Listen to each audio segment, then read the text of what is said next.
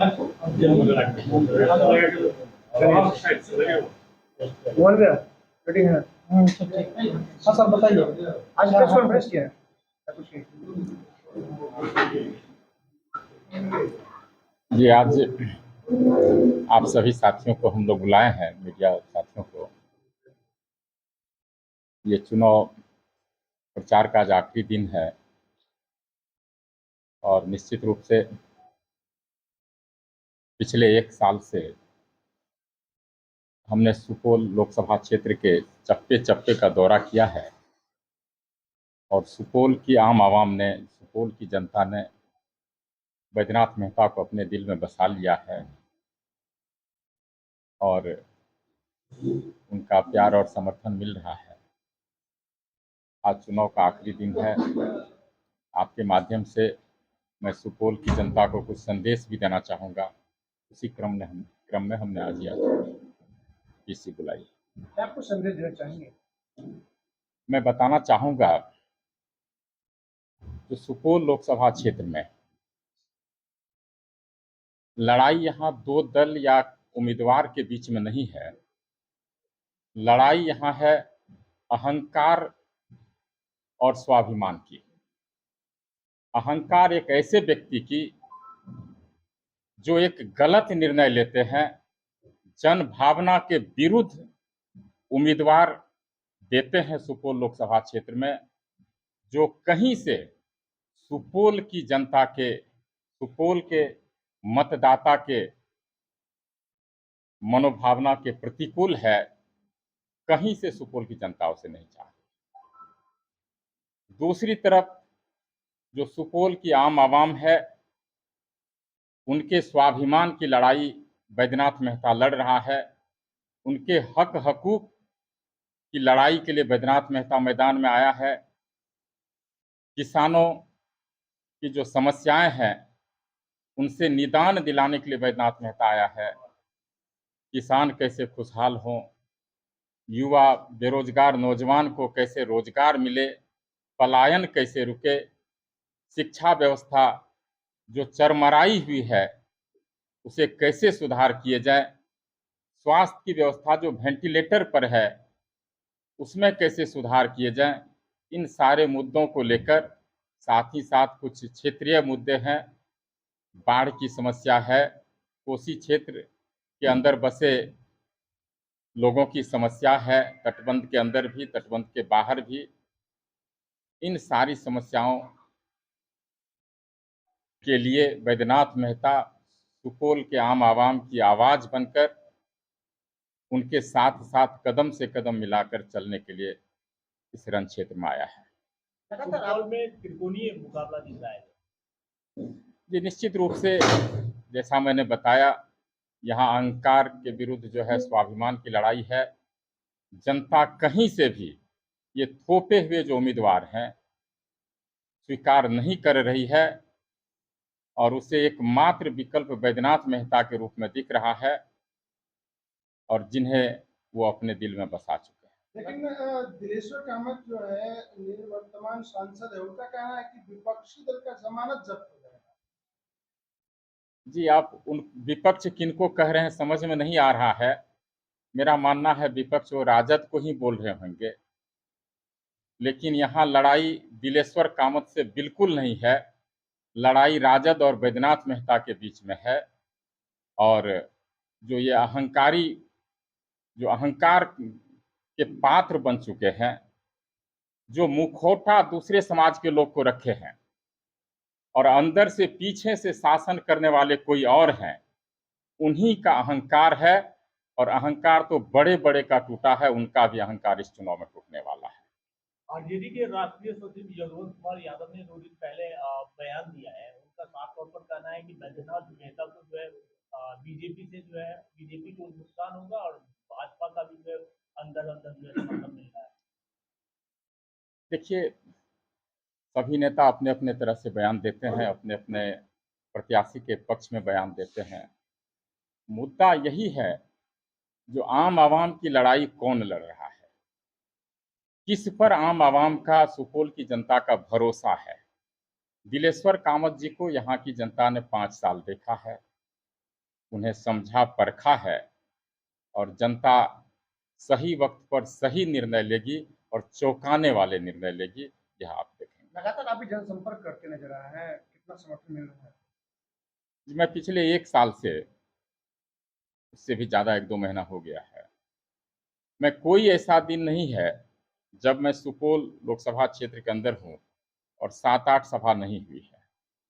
मैं दावे के साथ कह सकता हूँ कोई 5 बार एमपी बन जाए, सुपौल मेहता बैद्यनाथ मेहता इस 1 सवा साल में सुपौल क्षेत्र का जितना दौरा किया है, लोगों से जितना संपर्क किया है, यह दूसरे उम्मीदवार से जो 5 बार बन जाए संभव नहीं है। बैद्यनाथ मेहता को लोग वोट क्यों करें? बैद्यनाथ मेहता क्या करेंगे अगर जीत जाते हैं? देखिए, बैद्यनाथ मेहता ने लोगों का भरोसा जीता है। जो 2 उम्मीदवार मैदान में हैं, उनके परफॉर्मेंस को देखा है, उन्होंने क्या काम किया है। काम की बात तो छोड़ दीजिए, वो तो खुद इलाज करते रहते हैं। जब भी लोगों का फ़ोन जाता है, वो बताते हैं मैं एम्स में इलाज कर रहा हूँ। जब भी कोई काम बताया जाता है, तो मैं दावे के साथ कह सकता हूँ जो वर्तमान निवर्तमान सांसद हैं, एक थानेदार भी उनकी बात नहीं सुनता है, एक सीओ बीडीओ उनकी बात नहीं सुनता है। उनके पास पावर ही नहीं है, सत्ता कोई और चला रहे हैं, शासन कोई और चला रहे हैं, वो तो एक मुखौटा मात्र हैं। और मैं मानता हूँ जनता इस बात को समझ चुकी है कि ये जो मुखौटा लगा करके जो पीछे से लोग शासन कर रहे हैं, उन्हीं के विरुद्ध लड़ाई है, सुपौल की जनता की, पूरे आम आवाम की। यहाँ एक आदमी जो अहंकारी है, उनके विरुद्ध में सारी जनता है, सारे दल के नेता भी हैं।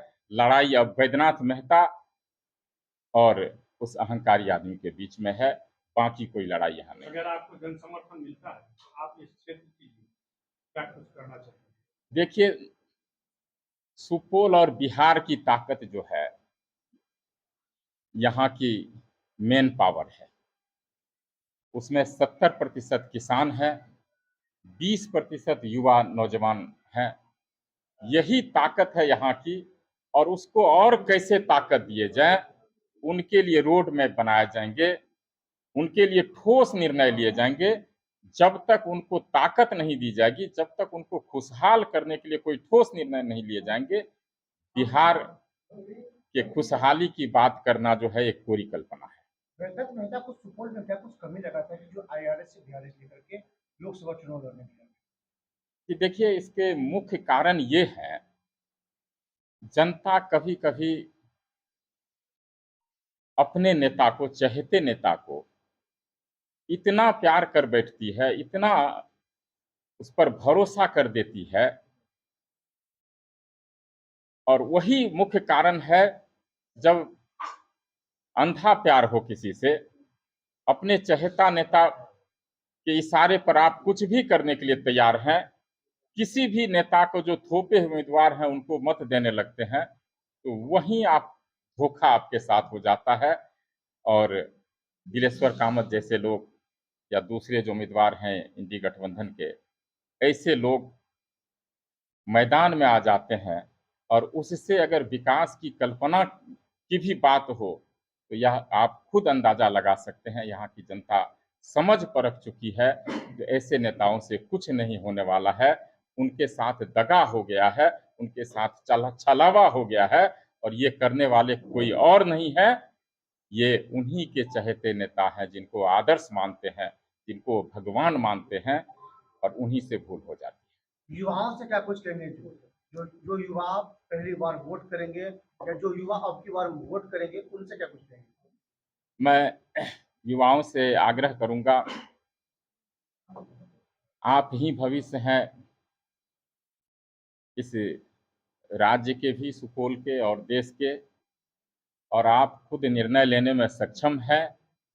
तो आपके बीच 2 उम्मीदवार जो प्रमुख दल के हैं, उनके बारे में जानिए, समझिए, और बैद्यनाथ मेहता के व्यक्तित्व के बारे में जानिए, इनके चरित्र के बारे में जानिए, और आप खुद अंदाजा लगा लेंगे कि बैद्यनाथ मेहता आपके लिए क्या करना चाहता है, कौन आपके खुशहाली के लिए काम करेगा, कौन आपके उज्जवल भविष्य के लिए काम करेगा, यह निर्णय आपको लेना है।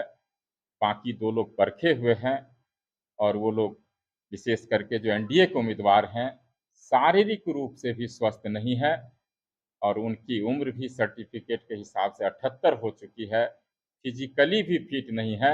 मैं तो यह कहता हूं आप सबों के माध्यम से, राजनीति में भी एक उम्र के बाद फिजिकल फिटनेस जरूर होना चाहिए, क्योंकि एक छोटे कर्मचारी की भी जब बहाली होती है फिजिकल फिटनेस टेस्ट होता है, मेंटल फिटनेस टेस्ट भी करा लेना चाहिए। कई ऐसे नेता हैं जो उम्मीदवार हैं मेंटली भी फिट नहीं है। मुझे लगता है इस तरह के टेस्ट जरूर हो जाने चाहिए, क्योंकि एक सांसद लगभग 35 लाख जनता को रिप्रेजेंट करती है। उनके भविष्य के लिए, उनके खुशहाली के लिए उसे चुना जाता है। उनकी आवाज बनकर दिल्ली के संसद में उन्हें बैठाया जाता है और ये वहां जाकर मुंह तक नहीं खोलते हैं। मुंह में लगता है इन्होंने पट्टी बांध लिया है, जनता की आवाज वहां तक नहीं पहुंच पाती। आपका मैनिफेस्टो पहले से भी जारी हो चुका है, लेकिन इस दौरान आपने चुनाव प्रचार में कई जगह घुमा है और कोसी इलाकों से सुपौल लोकसभा घिरा हुआ है। इतना कौन सा ऐसा मुद्दा बड़ा लगा इस आपको कि जो उस मुद्दा को लेकर के चुनाव लड़ना चाहिए और जनता आपको समर्थन कर सकती है? देखिए, कोसी की समस्या जो है, इससे कुछ हद तक निजात जरूर मिल सकती है, कोसी तटबंध के अंदर रहने वाले लोगों के लिए भी और तटबंध के बाहर जो 1-1.5 किलोमीटर तक लोग रहते हैं। अब यह क्षेत्र सैकड़ों किलोमीटर है, कोसी बहती है सुपौल क्षेत्र में। तो जो बाहरी क्षेत्र में आप देखेंगे जल का रिसाव होता है, सीपेज होता है और उस कारण से 8-9 महीने तक लगभग 1 किलोमीटर एरिया में पानी जमा रहता है, जिस कारण लाखों एकड़ जमीन में कोई फसल नहीं लगता है।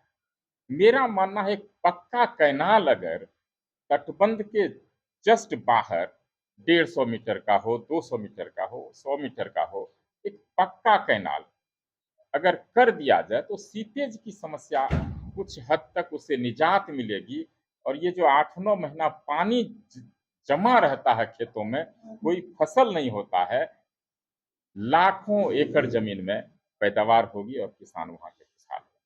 दूसरी तरफ अंदर जो लोग हैं वहां भी जो कटाव होता है, धारा कहीं से कहीं बह जाती है, किसी दिशा में चले जाती है, उसके लिए भी कोई ठोस निर्णय लेने चाहिए। ठीक है, इसमें फंड बहुत लगेंगे, लेकिन ये परमानेंट सोल्यूशन होगा और ये करना चाहिए।